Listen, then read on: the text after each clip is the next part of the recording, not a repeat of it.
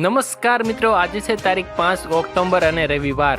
આજે મિત્રો શક્તિ વાવાઝોડાના મહત્વના સમાચાર પર એક નજર કરીએ તો મિત્રો હાલ આ વાવાઝોડું ગુજરાતથી 800 કિલોમીટર દૂર ગયું છે, પરંતુ મિત્રો 6 ઓક્ટોબરની વહેલી સવારે અથવા રાત્રિ દરમિયાન આ વાવાઝોડું ફરી ગુજરાત તરફ ટર્ન લેશે અને ગુજરાતના દક્ષિણના ભાગમાં ભારે તોફાન મચાવે તેવી આગાહી કરવામાં આવી રહી છે। મિત્રો શક્તિ વાવાઝોડાને પગલે હવામાન વિભાગે કરેલી આગાહી મુજબ આજે 5મી ઓક્ટોબરે ગુજરાતમાં ગાજવીજ સાથે હળવાથી મધ્યમ વરસાદની આગાહી આપવામાં આવી છે। આજે મિત્રો ક્યાંય પણ ભારે વરસાદની આગાહી નથી। હાલની પરિસ્થિતિ પ્રમાણે વાત કરીએ તો શક્તિ વાવાઝોડું અરબ સાગરમાં સક્રિય થયું છે, જેની અસર ગુજરાતના દરિયાકાંઠાના વિસ્તારો પર જોવા મળી રહી છે। રાજ્યના દરિયામાં ઊંચા મોજા ઉછળી રહ્યા છે, તેથી મિત્રો હજુ પણ 2 દિવસ માછીમારોને દરિયો ન ખેડવાની ચેતવણી હવામાન વિભાગે આપી છે। હાલ મિત્રો શક્તિ વાવાઝોડું દ્વારકાથી 820 કિલોમીટર દૂર અને ઓમાનથી 220 કિલોમીટર દૂર છે।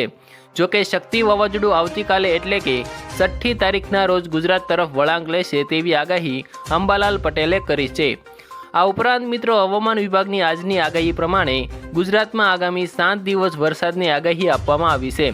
જોકે મિત્રો આ 7 દિવસ દરિયાકાંઠા સિવાયના કોઈ વિસ્તારોમાં ભારે વરસાદની આગાહી નથી, પરંતુ દરિયાકાંઠાના વિસ્તારોમાં ભારે વરસાદ પડી શકે છે। ગુજરાતમાં આ દિવસોમાં ગાજવીજ સાથે હળવાથી સામાન્ય વરસાદની આગાહી આપવામાં આવી છે। ત્યારબાદ મિત્રો આગળ વાત કરીએ તો વાવાઝોડું ગુજરાત તરફ આવશે તો શું થશે તે અંગેની વાત કરીએ તો આ પ્રશ્ન મિત્રો હાલમાં દરેક ગુજરાતીઓના મનમાં ઊભો થઈ રહ્યો છે। વાવાઝોડું દરિયાકાંઠે ટકરાશે ત્યારે સૌથી પહેલાં તો કચ્છ, જાફરાબાદ, દીવ, દ્વારકા, પોરબંદર અને ભાવનગર જેવા દરિયાકાંઠાના જિલ્લાઓમાં વધુ અસર કરશે। વધુમાં મિત્રો આ વિસ્તારોમાં તોફાની પવન સાથે ભારે વરસાદ પડવાની શક્યતા પણ છે। વાવાઝોડા દરમિયાન સૌથી મોટો ખતરો તોફાની પવનનો હોય છે। મિત્રો 100 થી 120 કિલોમીટર પ્રતિ કલાકના પવનથી મકાનોની છત ઉડી શકે છે, ઝાડવા પડી શકે છે અને વીજળી પુરવઠો ખોરવાઈ શકે છે। દરિયામાં ઊંચા મોજા ઉછળતા માછીમારો માટે સૌથી મોટું જોખમ ઊભું થઈ શકે છે। આથી પહેલેથી જ દરિયામાં ન જવાની ચેતવણી આપવામાં આવે છે। મિત્રો વાવાઝોડું આવે ત્યારે ભારે વરસાદથી શહેરોમાં પાણી ભરાઈ શકે છે અને મિત્રો ગામડાઓમાં ખેતીને સૌથી મોટું નુકસાન થઈ શકે છે। ખાસ કરીને મિત્રો કપાસ અને રવિ પાક પર ભારે અસર પડે છે।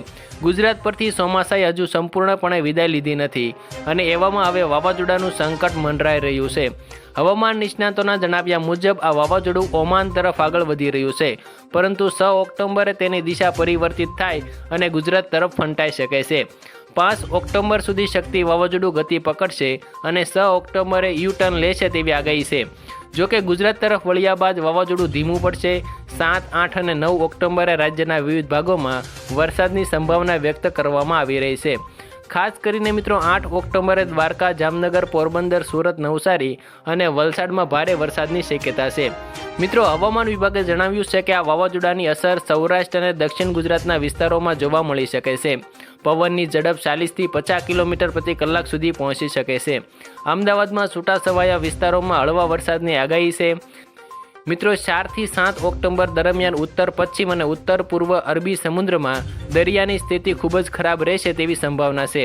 માછીમારોને આગામી 5 દિવસ સુધી દરિયો ન ખેડવાની ચેતવણી આપવામાં આવી છે। હવામાન નિષ્ણાત અંબાલાલ પટેલે જણાવ્યું છે કે ઓમાન તરફ સાયક્લોનિક સર્ક્યુલેશન હોવાને કારણે ગુજરાત પર જોખમ ટળી શકતું નથી। તેમણે જણાવ્યું છે કે જામનગર, પોરબંદર, રાજકોટ, કચ્છ અને રાજસ્થાનના કેટલાક વિસ્તારોમાં ભારેથી અતિભારે વરસાદની શક્યતા છે।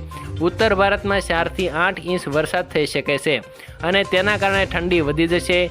સામાન્ય રીતે જોવામાં આવે તો વાવાઝોડું ઓમાન તરફ જઈ રહ્યું છે, પરંતુ આવતીકાલે એટલે કે 6 ઓક્ટોબરે યુ ટર્ન લઈને ગુજરાત તરફ વળી શકે છે। જોકે આ વાવાઝોડા દરમિયાન આ દરમિયાન તેની તીવ્રતા નબળી પડી જશે। આમાં સીધો ખતરો ન હોવા છતાં પણ ભેજવાળું વાતાવરણ અને ભારે વરસાદની સ્થિતિ સર્જાઈ શકે છે। આભાર મિત્રો। આવા જ દરરોજના તાજા અને અગત્યના સમાચારની સૌપ્રથમ માહિતી માટે અમારી આ યુટ્યુબ ચેનલને સબસ્ક્રાઈબ જરૂર કરી લેજો।